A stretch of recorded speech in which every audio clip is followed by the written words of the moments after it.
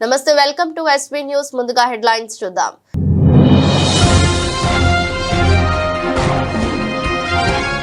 Habib Nagar police station పరిధిలోని Nampally market ప్రాంతంలో ఇంట్లో మనిషి అస్థిపంజరం లభ్యం.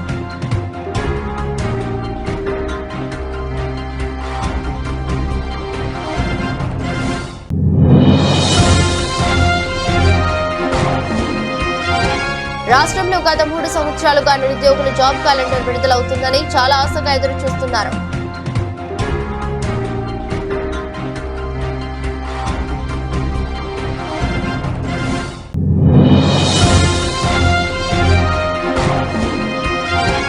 ఆర్టీసీ బస్సుల కోసం రోడ్డు ఎక్కిన విద్యార్థులు, రోడ్డుపై కూర్చుని టీఎం డౌన్ అంటూ విద్యార్థులు.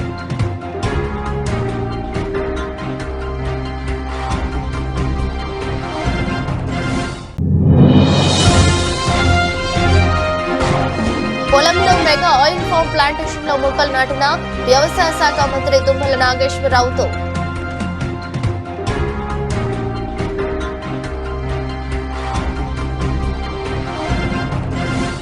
హబీబ్ నగర్ పోలీస్ స్టేషన్ పరిధిలోని నాంపల్లి మార్కెట్ ప్రాంతంలో ఓ ఇంట్లో మనిషి అస్థిపంజరం లభ్యం. 7 సంవత్సరాలుగా ఇంట్లో ఎవరూ లేరని ఇంటి ఓనర్ విదేశాలలో ఉన్నట్లు స్థానికులు తెలిపారు.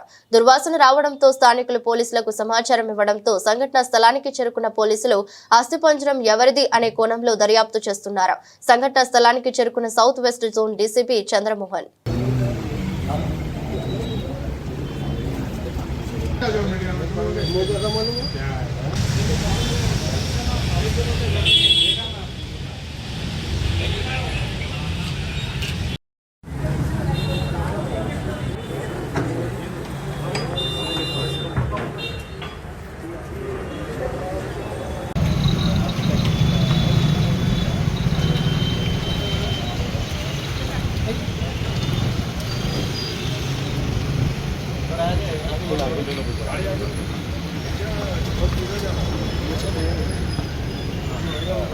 बॉल गया तो ऊपर चढ़ के वीडियो क्या कर रहे थे, पुलिस को बता सकता है, को बता सकता है, उसको करके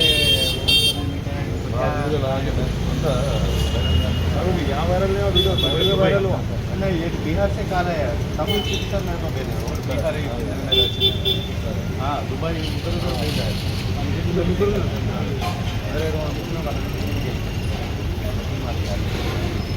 मिगता देना నాకు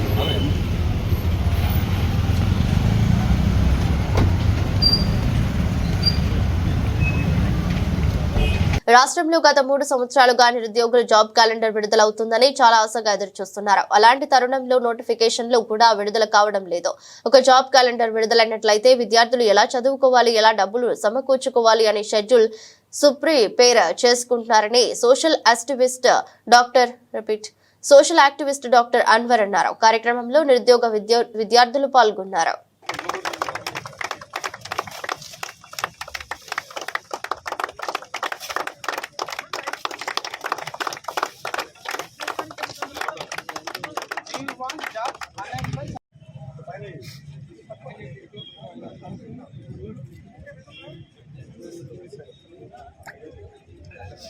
అందరికీ నమస్తే అండి. My self doctor Mohammed Anwar. నేను ఒక సోషల్ యాక్టివిస్ట్ని. ముఖ్యంగా మనం చూస్తున్నాం రాష్ట్రంలో గత 3 సంవత్సరాలుగా నోటిఫికేషన్కి సంబంధించి నిరుద్యోగుల కోసం ముఖ్యంగా నోటిఫికేషన్లు జాబ్ క్యాలెండర్ వస్తాయని చాలా ఆశగా పిల్లలు ఎదురు చూస్తూ ఉన్నారు. అలాంటి తరుణంలో నోటిఫికేషన్స్ రావట్లేదు. సో ఇంతకుముందు కూడా మనం చాలామంది నాయకులు కూడా మాట్లాడారు దీని గురించి. సో జాబ్ క్యాలెండర్ అనేది వస్తే పిల్లలకు ఎన్ని రోజులు చదువుకోవాలి, ఎంత ప్రిపరేషన్ కావాలి, ఎంత డబ్బు దాని మీద వెచ్చించాలి. ఎందుకంటే గవర్నమెంట్ జాబ్ కోసం వచ్చేవాళ్ళు ఈ చిన్న చిన్న ఉద్యోగాలు ఏవైతే ఉంటాయో ఈ ఉద్యోగాల కోసం అందరూ కూడా వచ్చేవాళ్ళందరూ కూడా ముఖ్యంగా లోవర్ మిడిల్ క్లాస్ ఫ్యామిలీస్ నుంచి ఉంటారు. సో వాళ్ళు ఎక్కువ రోజులు ఈ ప్రిపరేషన్ మీద కావచ్చు దాని మీద వాళ్ళు వెచ్చించలేరు. సో కమిట్మెంట్స్ చాలా ఉంటాయి. కొన్ని రోజులు వాళ్ళు వచ్చి చేసుకున్న తర్వాత నోటిఫికేషన్ రాకపోతే వాళ్ళు డిసప్పాయింట్ అయిపోయి ప్రభుత్వాల పట్ల చట్టాల పట్ల వాళ్ళకు వ్యతిరేకత వచ్చే అవకాశాలు కూడా ఉంటాయి. కాబట్టి వీటన్నిటికీ సంబంధించి మనం 3 గంటలు స్పీచ్ ఇచ్చినా కూడా దాని ఇంపాక్ట్ ఎంత ఉంటుందో మనకు తెలియదు. కానీ ఒక 3 నిమిషాల పాటలో నేను నిరుద్యోగులకు సంబంధించినటువంటి వాళ్ళ బాధ, వాళ్ళ నొప్పి, వాళ్ళకి సంబంధించినటువంటి అంశాలు నా గలం ద్వారా నేను ఈ నాయకులకు కావచ్చు, సమాజానికి కావచ్చు వినిపించాలని అనుకున్నాను. సో సమాజంలో జరిగేటువంటి ఏదైనా ఒక అంశంకి సంబంధించి మనము పాట ద్వారా కనుక వినిపిస్తే దాని యొక్క ఇంపాక్ట్ ఎక్కువ ఉంటుందనే ఒక ఆలోచనతో నేను ఈ పాట రాయడం జరిగింది. అన్ఎంప్లాయీస్ యాంథమ్ అని చెప్పి ఈరోజు ఇప్పుడు అందరూ కూడా నిరుద్యోగుల తరఫున పోరాడేటువంటి నాయకులు అందరూ కూడా వస్తున్నారు. ఆర్ కృష్ణన్న గారు కూడా వస్తున్నారు. మిగతా అందరు నాయకులు కూడా నిరుద్యోగ నాయకులు ప్లస్ విద్యార్థులు నిరుద్యోగుల సమక్షంలో ఇప్పుడు ఆ పాట యొక్క రిలీజ్ ఉంది. చేవెళ్ల మండల పరిధిలోని ఎనికేపల్లి సమీపంలో కమ్మెట ఎక్స్ రోడ్ ఏబీవీపీ ఆధ్వర్యంలో విద్యార్థుల బస్సుల కోసం ధర్నా. విద్యార్థులు మాట్లాడుతూ కాంగ్రెస్ ప్రభుత్వం ఏర్పడ్డ తర్వాత బస్సులు సమయ పాలనకు నడపడం లేదు, విద్యార్థులకు గేట్ల దగ్గర ఆపడం లేదు. తక్షణమే విద్యార్థులకు న్యాయం చేయాలని ఏబీవీపీ నాయకులు డిమాండ్ చేశారు. అధికారులు ఇప్పటికైనా స్పందించి విద్యార్థులకు న్యాయం చేయాలని ఏబీవీపీ నాయకులు అన్నారు. లేదంటే రాబోయే రోజులలో ఇలాంటి ధర్నాలు రోడ్లపై చేస్తామని చెప్పారు. కార్యక్రమంలోని విద్యార్థులు, తల్లిదండ్రులు, స్టూడెంట్ ఆర్గనైజేషన్ సంఘాల నాయకులు పాల్గొన్నారు.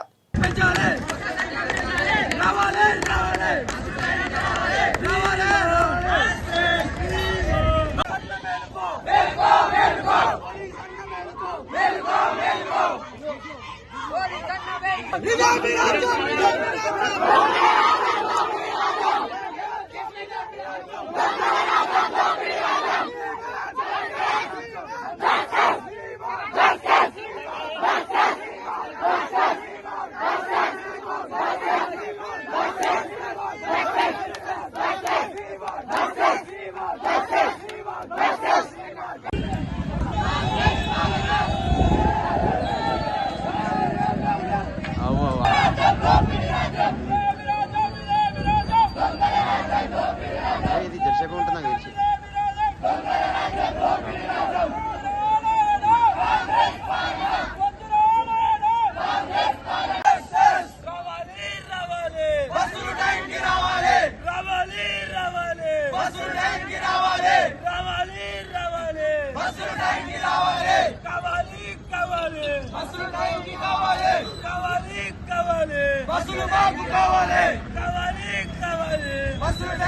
షాబాద్ మండలం పెద్దవేడు గ్రామ పరిధిలో సర్దార్ నగర్ వ్యవసాయ మార్కెట్ చైర్మన్ పీసరే సురేందర్ రెడ్డి పొలంలో మెగా ఆయిల్ ఫామ్ ప్లాంటేషన్ లో మొక్కలు నాటిన వ్యవసాయ శాఖ మంత్రి తుమ్మల నాగేశ్వరరావుతో పాటు ప్రభుత్వ చీఫ్ విప్ పట్నం మహేందర్ రెడ్డి, చేవెళ్ల ఎమ్మెల్యే కాళ యాదయ్య, రంగారెడ్డి జిల్లా గ్రంథాలయ చైర్మన్ మధుసూదన్ రెడ్డి కలిసి ఆయిల్ ఫామ్ ప్లాంటేషన్ లో మొక్కలను నాటారు.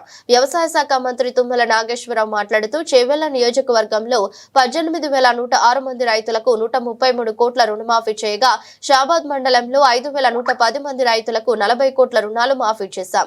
కార్యక్రమంలో ప్రజాప్రతినిధులు, కాంగ్రెస్ పార్టీ నాయకులు, వివిధ గ్రామాల రైతులు పాల్గొన్నారు. రంగారెడ్డి జిల్లాలో అనితారెడ్డి గారి యొక్క పొలంలో పామాయిల్ మొక్కలు వేయడానికి సురేందర్ రెడ్డి గారు పిలుపు మేరకి మహేందర్ రెడ్డి గారు శాసనసభ్యులు నేను వచ్చాము. దయచేసి రంగారెడ్డి జిల్లా పచ్చగా పంటలతోటి పరివడిల్లాలి అంటే హార్టికల్చర్ పంటలకు వెళ్లాల్సినటువంటి అవసరం ఉంది. కాబట్టి దయచేసి రైతులందరూ కూడా మీకు విలువ కలిగినటువంటి భూములు ఉన్నప్పటికీ కూడా మీ కుటుంబానికి మీకు సంతోషాన్ని, ఆదాయాన్ని ఇచ్చే పంటలు పండించుకోమని, తాత్కాలికమైనటువంటి పంటలు వేసి నష్టపోకుండా తెలంగాణ ప్రభుత్వం రేవంత్ రెడ్డి గారి ఆధ్వర్యంలో ఈ జిల్లాకు సంబంధించినటువంటి ఏ అంశమైనా తప్పకుండా అత్యధిక ప్రాధాన్యతనిచ్చి రేపు అన్ని రకాలుగా అభివృద్ధి చెందేటటువంటి ఉమ్మడి రంగారెడ్డి జిల్లాకి వ్యవసాయ పరంగా, హార్టికల్చర్ పరంగా తప్పకుండా సహాయ సహకారాలు అందించడానికి సిద్ధంగా ఉన్నాం. కాబట్టి రైతు సోదరులందరూ ఆయిల్ ఫామ్ తోటి పాటు ఆర్గానట్ కానీ, నట్మగ్ కానీ, ఏ దేశంలో ఏ రాష్ట్రంలో అత్యధికంగా ఆదాయం వచ్చే పంటలు ఉన్నాయో ఆఖరికి మెకడమియాతో సహా ఈ జిల్లాలో పండించేదానికి మా శాఖ పరంగా చర్యలు తీసుకుంటామని చెప్పి విజ్ఞప్తి చేస్తూ, ఈ జిల్లాకు ఉన్నటువంటి ఏదైతే వాల్యూ కంపెనీ ఆయిల్ ఫామ్ కంపెనీకి అలాట్ చేశామో ఆడను కూడా వెంటనే ఫ్యాక్టరీ నిర్మాణం కూడా మొదలు పెట్టాలని చెప్పి విజ్ఞప్తి చేస్తూ, రేవంత్ రెడ్డి గారి పాలనలో అన్ని జిల్లాల్లో ఆయిల్ ఫామ్ ఫ్యాక్టరీ నిర్మాణం చేయడానికి ఇప్పటికే చర్యలు తీసుకున్నాం. రేపు వచ్చే నెలలో ముఖ్యమంత్రి గారి చేతుల మీదుగా సిద్దిపేటలో భారీ ఆయిల్ ఫామ్ ఫ్యాక్టరీ ప్రారంభోత్సవమే జరుగుతుంది. అదేవిధంగా మహబూబ్ నగర్లో ఏర్పాటు చేశాం. ఆదిలాబాద్లో, నిజామాబాద్లో, కరీంనగర్లో అన్ని చోట్ల ఫ్యాక్టరీ నిర్మాణం జరుగుతుంది. కాబట్టి రైతులకి ఈ పంటను గురించి ఏ ఆలోచన పెట్టుకోకుండా మీరు ఈ పంట కాపుకొచ్చే 3 సంవత్సరాల లోపల అంతర పంటలు పండించుకోవచ్చు. దానికి కూడా సబ్సిడీలు ఇచ్చి రైతులను ప్రోత్సహిస్తాం.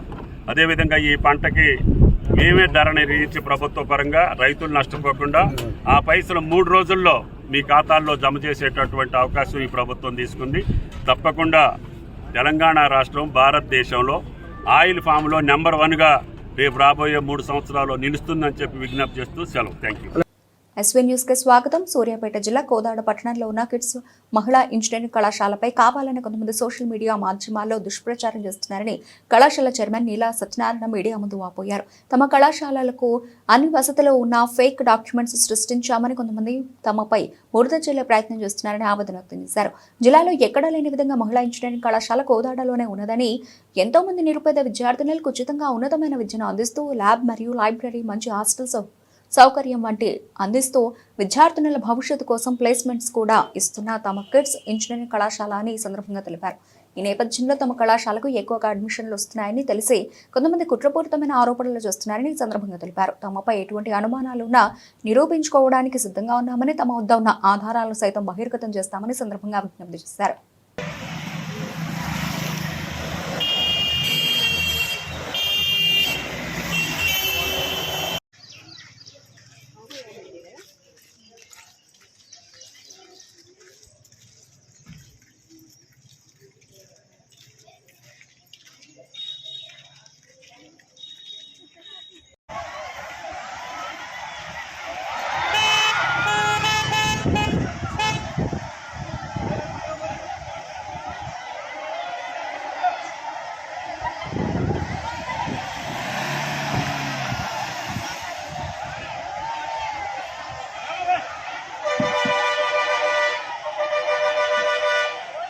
మా కాలేజీ అనుమతి పొందిన పత్రము. ఈ అనుమతి పొందిన పత్రంలో ఏదైతే ల్యాండ్ డాక్యుమెంట్లని చూపించి మేము అనుమతి పొందామో ఈ ల్యాండ్ డాక్యుమెంట్లని మేము ముందర పెడతాము, మీ చేతికి ఇస్తాము. మీరు పోయి ఎక్కడైనా ఈ యొక్క ల్యాండ్ డాక్యుమెంట్లలో కానీ లేకపోతే ఈ కన్వర్షన్లో కానీ ఏమన్నా తప్పు ఉందని చూసుకోండి, అభ్యంతరం లేదు. వాళ్ళు ప్రచారం చేసే డాక్యుమెంట్లు కానీ వాళ్ళు ప్రచారం చేసే కన్వర్షన్లు కానీ ఈ పర్మిషన్లు మేము ఉపయోగించలేదు, మేము వాటిని పెట్టి పర్మిషన్లు తీసుకోలేదు. అది వాళ్ళకు కూడా తెలుసు. కేవలం అందరినీ మభ్యపెట్టడం కోసం అసత్య ప్రచారం చేస్తున్నారు. 2026లో ఏఐసిటి నుంచి మా కాలేజీ అనుమతి పొందిన పత్రము. ఈ అనుమతి పొందిన పత్రంలో ఏదైతే ల్యాండ్ డాక్యుమెంట్లని చూపించి మేము అనుమతి పొందామో ఈ ల్యాండ్ డాక్యుమెంట్లని మీ ముందర పెడతాము, మీ చేతికి ఇస్తాము. మీరు పోయి ఎక్కడైనా ఈ యొక్క ల్యాండ్ డాక్యుమెంట్లలో కానీ లేకపోతే ఈ కన్వర్షన్లో కానీ ఏమన్నా తప్పు ఉందని చూసుకోండి, అభ్యంతరం లేదు. వాళ్ళు ప్రచారం చేసే డాక్యుమెంట్లు కానీ వాళ్ళు ప్రచారం చేసే కన్వర్షన్లు కానీ ఈ పర్మిషన్లు మేము ఉపయోగించలేదు, మేము వాటిని పెట్టి పర్మిషన్లు తీసుకోలేదు. అది వాళ్ళకు కూడా తెలుసు. కేవలం అందరినీ మభ్యపెట్టడం కోసం అసత్య ప్రచారం చేస్తున్నారు. సంవత్సరాలుగా అనుమతులను అడ్డుకోవాలని అనుమతులు ఇచ్చే 4 రోజుల ముందు పోయి ఆరోపణలు చేస్తున్నారు. వాళ్ళ ఆరోపణలు ఎక్కడ నిలబడలేదు, అనుమతులు వస్తున్నాయి.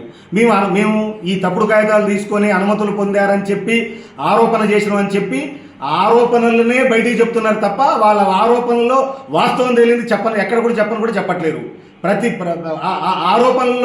ఆరోపణలని సోషల్ మీడియాలో వైరల్ చేస్తున్నారు. మీరు చూస్తున్నారు కదా, గత 5 సంవత్సరాల నుంచి మా కాలేజీలో ఒక్క సీట్ ఏమన్నా మిగిలిందా?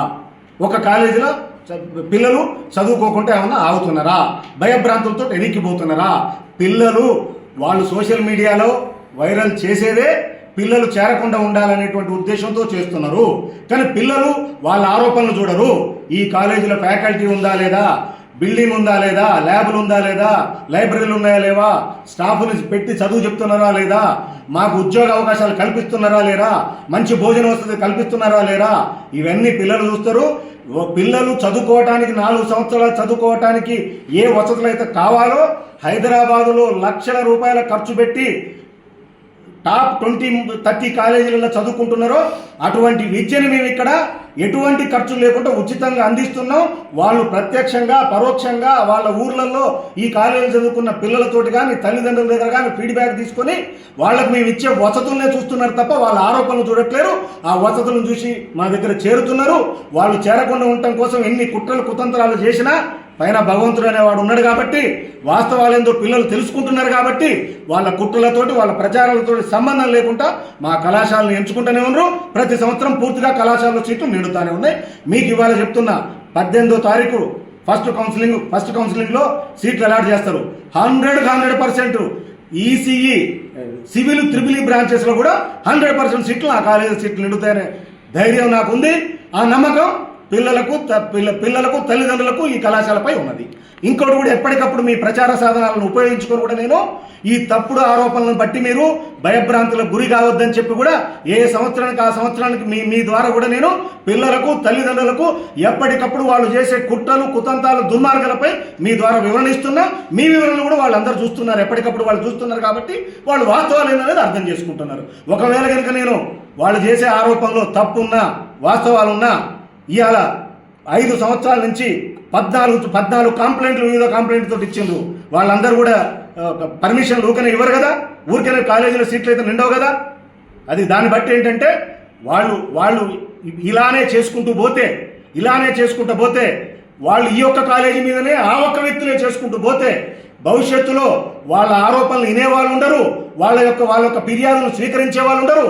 వాళ్ళు ప్రచార సాధనాలల్లో ఈ మా మీద చేసే తప్పుడు ఆరోపణలు వైరల్ చేసుకుంటూ పోతే వాటిని చూసే వాళ్ళు ఉండరు. వాళ్ళే లోకు అవుతారు, వాళ్ళే చులకనవుతారు సమాజానికి.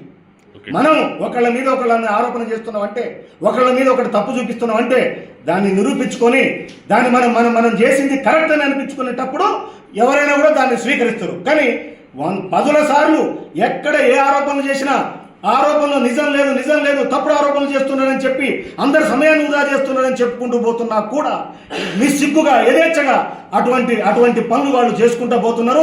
సమాజం చూస్తూనే ఉంది. ఏదో ఒక రోజు సమాజాన్ని చీత్కారానికి వాళ్ళు గురి కావాల్సి సమాధానం చెప్పాల్సినటువంటి పరిస్థితి ఏదో ఒక రోజు ఖచ్చితంగా వస్తుంది. అది ఎన్నో రోజులు ఇటువంటి అబద్ధాలు తప్పుడు ప్రచారాలు చేసుకుంటూ పోతే జీవితాంతం అవే కొనసాగుతాయని పగటికలల కంటే కానీ వాళ్ళ ఇష్టం. తర్వాత మేము చేసిన ఈ తప్పుడు ఆరోపణల నిర్ధారణ అయితే కూడా వాళ్ళకి తెలుసు. కానీ వాళ్ళకి కావాల్సింది ఏంటంటే ఇలా ఆరోపణ చేసినామని చెప్పి ఒక సాకుని చూపిస్తూ ప్రచార మాధ్యమాల్లో ఎవరో ఒకళ్ళు నా వివరణ తీసుకోవాలనేటువంటి ఆలోచన రాకుండా లేదా నా వివరణ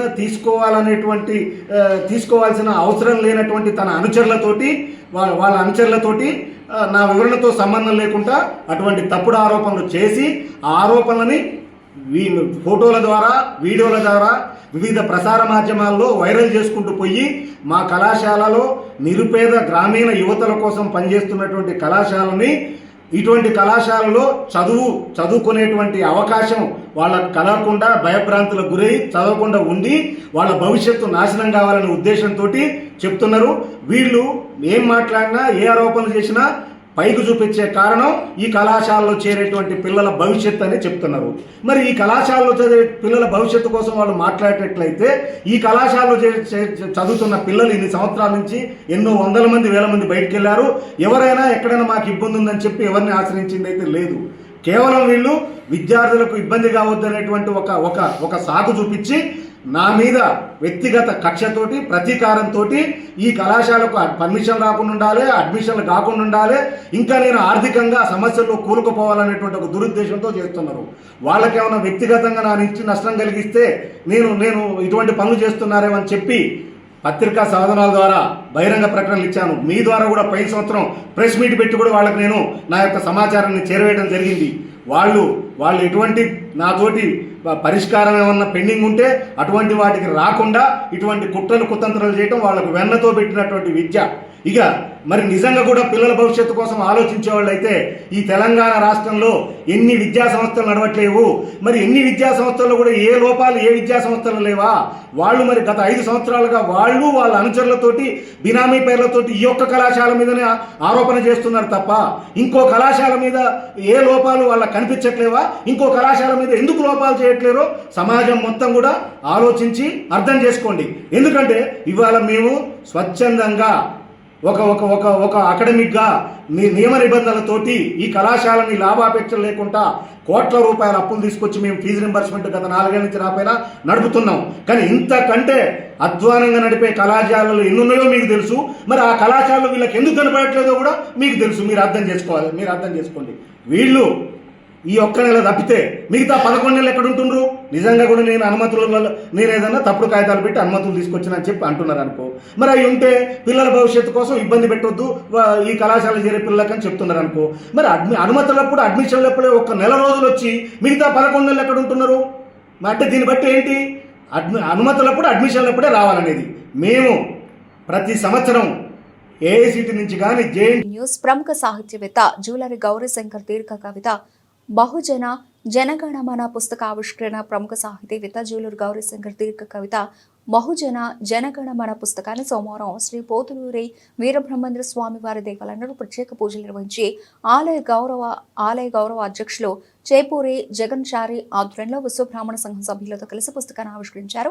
ఈ సందర్భంగా ఆయన మాట్లాడుతూ రాష్ట్ర జనాభాలో బీసీల జనాభా ప్రాతిపదికన రాజ్యాధికారాన్ని చేపట్టాల్సినటువంటి అవసరం ఉన్నప్పటికీ అగ్రకులాలు బీసీలను అణగదొక్కారని అన్నారు.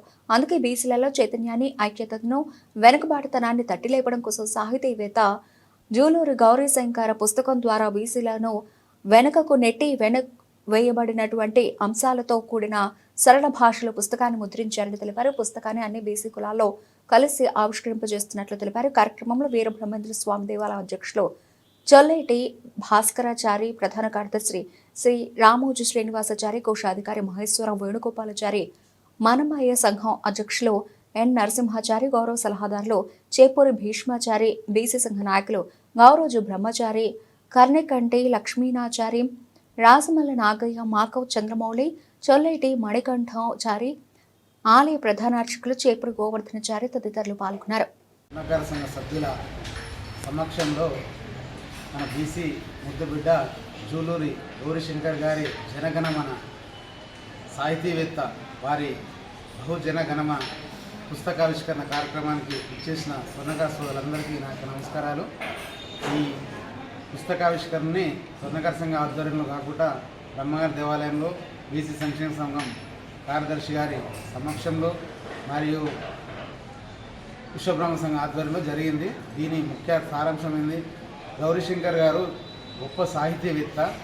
వారు తెలంగాణ ఉద్యమం పట్ల వారికి ఉన్న పూర్తిత దీక్ష చాలా గొప్పది. ఈ బుక్ చదివితే కానీ ప్రతి ఒక్కరికి అర్థమవుతుంది. దీన్ని ఆవిష్కరించడం అనేది మన తెలుగు సరళమైన భాషలో వారు గొప్ప సాహితీవేత్త అయినా కూడా అందరికీ అర్థమయ్యే సరళమైన భాషలో దీన్ని ఆవిష్కరించారు. దీన్ని ప్రతి ఒక్కరు చదివితే తెలంగాణ పట్ల మనకున్న బాధ్యత ఎంతో అనేది ఖచ్చితంగా తెలుస్తుంది. ప్రతి ఒక్కరూ దీన్ని మన ఇంట్లో మామూలు పుస్తకాలుగా తీసుకొని ప్రతి ఒక్కరి బుక్ని పూర్తిగా చదివి తెలంగాణ పట్ల మనకున్న బీసీ కులం పట్ల ఉన్న అకుంఠిత భావాన్ని తెలియజేస్తూ ఈ బుక్ని ఆవిష్కరించడం జరిగింది. దీనికి ముఖ్యంగా గౌరీశంకర్ మా స్వర్ణకార సంఘ తరఫున కృతజ్ఞతాపూర్వకంగా తెలియజేస్తున్నాను. Thank you.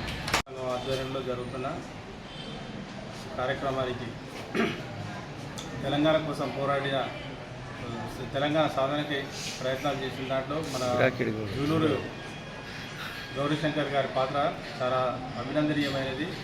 వారు ఈరోజు రాసిన తెలంగాణ బీసీల గురించి రాసిన రచన బహుజనగణమన అనే పుస్తకాన్ని ఈరోజు మన స్వర్ణకార సంఘం సమక్షంలో ఆవిష్కరించడం జరిగింది పుస్తకాన్ని.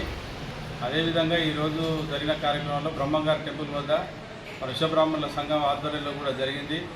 అదే కాకుండా బీసీ సంఘం ఆధ్వర్యంలో కూడా మన బీసీలు అందరి దృష్టిలోకి తీసుకొచ్చి అక్కడ కూడా చేయడం జరిగింది. అదే కాకుండా లైబ్రరీలోను మరియు డిగ్రీ కాలేజీలోను మనం వాటిల్లో కూడా లైబ్రరీలో కూడా దీన్ని బహుకరించడం జరుగుతుంది. దీని ముఖ్య సారాంశం ఏంటంటే మన బీసీలము మనం చాలా స్థాయిలో ఉన్నాం. 60% బీసీలో ఉండి కూడా రాజకీయంగా మనం ఎదగలేకపోతున్నాం. రాజకీయంగా, ఆర్థికంగా, సామాజికంగా ఎదగాలంటే మన ఈ పుస్తకాల్లో జూలూరు గౌరీశంకర్ గారు రాసిన రచనలు అవి చదివితే మనకు అర్థమైంది. మన శక్తి ఏందో మనకు తెలుస్తుంది. మనం కూడా పోరాడి మనం సాధించుకోవాలి మన హక్కులను, రాజ్యాధికారాన్ని కూడా మనం పొందాలి. మనం ఎప్పుడు బానిసలు కానీ అంటే ఏదో వాళ్ళు ఇస్తున్నారు మనకు ఫండ్స్ అవి తీసుకుంటున్నాము బీసీ సంక్షేమానికి అనేది కాకుండా మనం కూడా ఇచ్చే స్థాయికి ఎదగాలి. ప్రతి ఒక్కరు రాజకీయంగా ఎదిగి రాజకీయ నాయకులు కావాలి. మనం ఎక్కడైనా బీసీలం అంటే వెనుకబడేసిన కులాలంగా భావిస్తున్నారు ప్రజలంతా. కాబట్టి మన తిరుగుబాటు మొదలైంది. మరొక ఉద్యమం జరగబోతుంది రాబోయే రోజులలో, బీసీ ఉద్యమం. దానికి మనం అంతా సంఘటితంగా పోరాడి బీసీ ఐక్యతను చాటుకొని మనం బీసీ అధికారాన్ని చేజిక్కించుకోవాలని నేను సంఘం నుంచి సలహాదారునిగా అందరి సమక్షంలో ఈ విషయాన్ని అందరికి తెలియజేస్తున్నాను. కాబట్టి బీసీలు అందరూ ముందుకు రావాలి, ఐక్యతతో ఉండాలి. జై బీసీ, జై బీసీ. నమస్కారం. ఈరోజు మనకు బ్రహ్మంగారి ఆలయంలో సార్ గారి పుస్తకం ఆవిష్కరణ జరగడం చాలా సంతోషకరం. అదేవిధంగా బీసీ సంఘం ఆధ్వర్యం జరిగింది, అదేవిధంగా స్వర్ణకార సంఘం ఆధ్వర్యం జరిగింది. ఎందుకంటే ఇతను మన విశ్వబ్రాహ్మణ కులానికి చెందినవాడు, మనం చాలా గర్వపడాల్సిన విషయంగా అతని ఆలోచన సరళి ఈ బుక్లో ఎంత మంచిగా చదివితే ఒకసారి అర్థమైంది. ఆ విషయంలో ఆయన ఆనాడు కేసీఆర్కు చేదోడు వాదోడుగా ఉంది. బీసీల కోసానికి ఎంత పోరాడో ఆయన కృషి ఫలితమే ఈరోజు 42% రిజర్వేషన్ రావడానికి రేపు రాబోయే స్థానిక సంస్థల ఎన్నికల్లో నాకు 100కు 42% రిజర్వేషన్ రావడానికి కూడా ముఖ్య పాత్ర పోషించాను. నేను ఒక నమ్మకం అనుకుంటున్నా. అందుకే ఆయనకి ఈ విధంగా కృషి చేసినందుకు ఆయనకు ఆయన అభినందనలు తెలియజేస్తున్నాను. నమస్తే, welcome to SP news. Yadadri Bhuvanagiri జిల్లా వలిగొండ ప్రభుత్వ ఉన్నత పాఠశాలలో నిర్వహించిన మానవ హక్కుల పరిరక్షణ మరియు సంక్షేమ అవగాహన కార్యక్రమంలో పాల్గొన్న భువనగిరి ఎమ్మెల్యే కుంభం అనిల్ కుమార్ రెడ్డి మాట్లాడుతూ దేశ భవిష్యత్తు పాఠశాలలోనే తయారవుతుందని అన్నారు. దేశ భవిష్యత్తు, రాష్ట్ర భవిష్యత్తు తరగతి గది నుంచే మొదలవుతుంది. సో ఇది ఒక గొప్ప కార్యక్రమంగా తీసుకున్నారు. అంటే మీరే ఫ్యూచర్ జనరేషన్స్, భావి భారత పౌరులు మీరు. సో మీరు సరిగ్గా ఉండి మీరు మంచిగా ఉన్నతిలోకి వచ్చి మంచి విలువలు పాటిస్తూ మీ తల్లిదండ్రులను గర్వపడేలా చేస్తూ మీరు పుట్టిన గడ్డ, మీరు పుట్టిన ఊరు కానీ, ఆ ప్రాంతం కానీ, తద్వారా ఆ రాష్ట్రం కానీ, దేశం కానీ కూడా మంచి ఉన్నత స్థితిలోనికి రావడానికి ఆస్కారం అవుతుంది. అంటే ఈ పిల్లల భవిష్యత్తే దేశ భవిష్యత్తు అని చెప్పడం వల్ల ఏమాత్రం సందేహం లేదని ఈ సందర్భంగా చెప్తున్నాను. ఎందుకంటే సమాజంలో విలువలు పెంపొందించాల్సిన అవసరం ఉంది.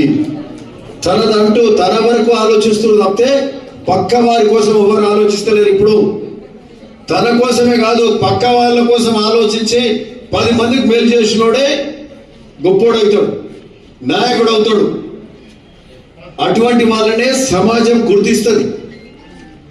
ఇంటురా, సమాజం గుర్తించదే కాక మీరు ఆ స్థాయికి ఎదిగితే మీ తల్లిదండ్రులు గర్వపడతారు, మీకు కూడా ఒక సాటిస్ఫాక్షన్ వస్తుంది. మనం చేసే ప్రతి కార్యక్రమంలో మనము అందులో ఒక ఉన్నత విలువలు ఉంటే మనకు, మన కుటుంబానికి, ఆ చుట్టుముట్టు ఆ సమాజం కూడా గర్వపడుతుంది. కాబట్టి ఆ విధంగా మీరు ఎదగాల్సిన అవసరం ఉంది. అంటే మీరు బాగా చదువుకోవాలి, మీరు స్పోర్ట్స్లలో కూడా మంచిగా పార్టిసిపేట్ కావాలి.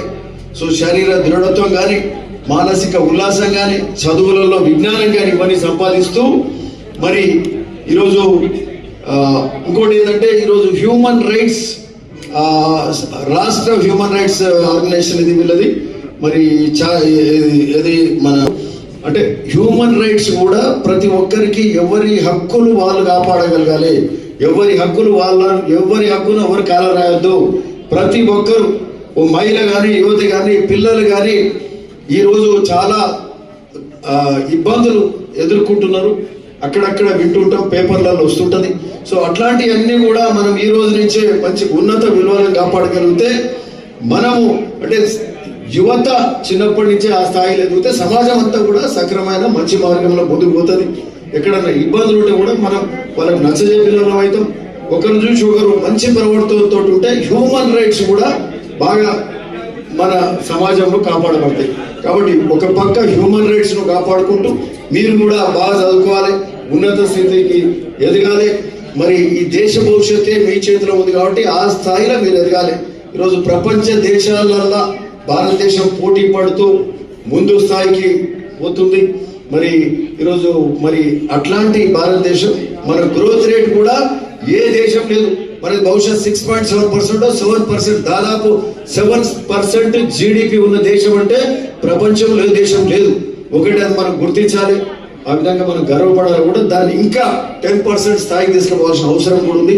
అందులో రానున్న భవిష్యత్తులో ఉజ్వల భవిష్యత్తు ఉన్న ఈ దేశానికి మీరే మరి ఆ దేశ భవిష్యత్తును తీర్చిదిద్దే ఆస్కారం మీకుంది కాబట్టి సో మీరందరికీ కూడా శుభాకాంక్షలు తెలుపుతున్నాం. కష్టపడండి, మంచిగా చదువుకోండి, మంచి ఎదగండి. మరి మీ యొక్క పాత్ర రానున్న కాలంలో పెద్దగా ఉంటుంది కాబట్టి దీన్ని సీరియస్ తీసుకొని మంచిగా వృద్ధిలోకి రావాలని మీ అందరు కోరుతూ శుభాకాంక్షలు తెలుపుతున్నాం. అట్లనే ఈరోజు హ్యూమన్ రైట్స్ మాధవాచార్య గారు కూడా ఇట్లాంటి కార్యక్రమాలు చేస్తున్న శుభాకాంక్షలు ఎంఏ గారికి, ఎంపీడీ గారికి అందరికి కూడా శుభాకాంక్షలు తెలుపుతూ మాకు ఇప్పుడు చీఫ్ మినిస్టర్ ప్రోగ్రామ్ కూడా ఉంది. ఈరోజు రాష్ట్రంలోనే ఒక గొప్ప కార్యక్రమం రేషన్ కార్డు ఇచ్చే కార్యక్రమం మన అక్కడ తుంగతుర్తి తిరుమలగిరి నుంచి ముఖ్యమంత్రి రేవంత్ రెడ్డి గారు మొదలు పెడుతున్నారు. సో అన్ని సంక్షేమ కార్యక్రమాలు, అభివృద్ధి కార్యక్రమాలు కూడా బాగా జరుగుతున్న సందర్భంగా ఈరోజు రేషన్ కార్డు గత 10 ఏళ్ళ నుంచి రాలే, ఈరోజు ఇచ్చే కార్యక్రమం మొదలవుతుంది కాబట్టి ఇది ఒక మంచి సందర్భం. కాబట్టి అదే కాక ఇంకొక గొప్ప విషయం ఏంటంటే ఈ రాష్ట్ర ప్రభుత్వం ఎంకరేజ్ చేసినందుకు, మిమ్మల్ని అందరినీ ప్రోత్సహించినందుకు ఈరోజు గవర్నమెంట్ స్కూల్స్లలో స్ట్రెంత్ దాదాపు 3.5 లక్షలు ప్రైవేట్ స్కూళ్ళకి వెళ్ళి వచ్చి మరి గవర్నమెంట్ స్కూళ్ళలో పెరుగుతుందంటే వచ్చి మన దాంట్లో జరుగుతుందంటే అది గొప్ప విషయంగా భావించాలి. అంటే ఆ స్థాయిలో గవర్నమెంట్ స్కూళ్ళు మరి బాగా అవుతున్నాయి. గవర్నమెంట్ స్కూల్కు మరి ఫెసిలిటీస్ కూడా ఇచ్చారు. గవర్నమెంట్ స్కూళ్ళలో ఉన్న వసతులు ఏ ప్రైవేట్ స్కూళ్ళలో ఉన్నాయి. గవర్నమెంట్ స్కూల్లో చదువుకున్న పిల్లలే ఎక్కువ మంది ఐఏఎస్ లేరు, పెద్ద ఉద్యోగస్తులు లేరు. కాబట్టి గవర్నమెంట్ స్కూల్ అంటే చిన్నది కాదు, నామోషి కాదు, గవర్నమెంట్ స్కూలే మంచిదని చెప్పే స్థాయికి మన గవర్నమెంట్ స్కూల్ కూడా ఎదుగుతున్నాయి. కాబట్టి మరి ఎక్కువ పిల్లలందరూ కూడా ఎక్కువ శాతం తల్లిదండ్రులు కూడా. హైదరాబాద్ తెలంగాణ శాసనసభ ప్రాంగణంలో తెలంగాణ శాసన మండలి భవనం పునర్నిర్మాణ పనులపై R&B ఆగాఖాన్ సంస్థ మరియు తదితర అధికారులతో తెలంగాణ శాసన మండలి చైర్మన్ గుత్తా సుఖేందర్ రెడ్డి సమీక్ష సమావేశం నిర్వహించారు. సమావేశంలో R&B శాఖ special chief secretary Vikas Raj, CM secretary KS Srinivasaraju, Telangana legislature secretary doctor Narasimhacharyulu, ENC Rajeswararao తదితరులు పాల్గొన్నారు. ఈ సందర్భంగా గుత్తా సుఖేందర్ రెడ్డి మాట్లాడుతూ పనులలో ఎలాంటి జాప్యం చేయకుండా వేగం పెంచాలని, ఆగస్టు 15 తేదీలోగా పనులన్నీ పూర్తి చేయాలని ఆయన తెలిపారు.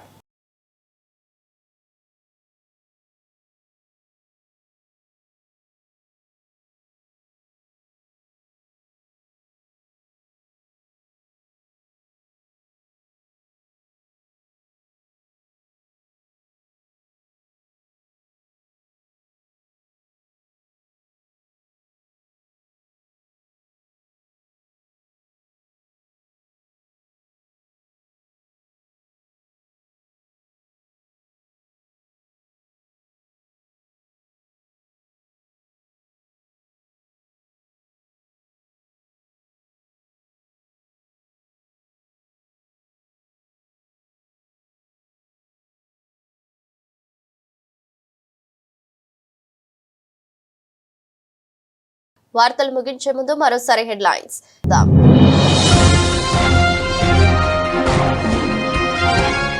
హబీబ్ నగర్ పోలీస్ స్టేషన్ పరిధిలోని నాంపల్లి మార్కెట్ ప్రాంతంలో ఇంట్లో మనిషి అస్థిపంజరం లభ్యం.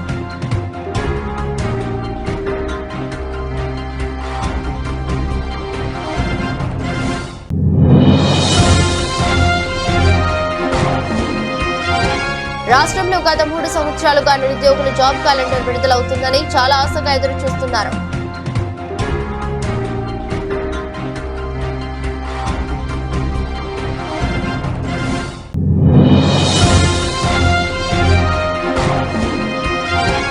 ఆర్టీసీ బస్సుల కోసం రోడ్డు ఎక్కిన విద్యార్థులు, రోడ్డుపై కూర్చుని టీఎం డౌన్ అంటూ విద్యార్థులు.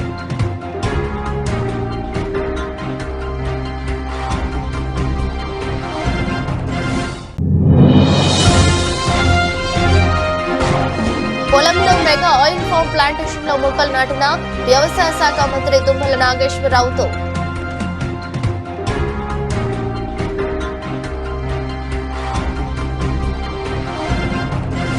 ఇది బులెటిన్, మరో బులెటిన్లో మళ్ళీ కలుద్దాం. అంతవరకు సెలవు, నమస్కారం.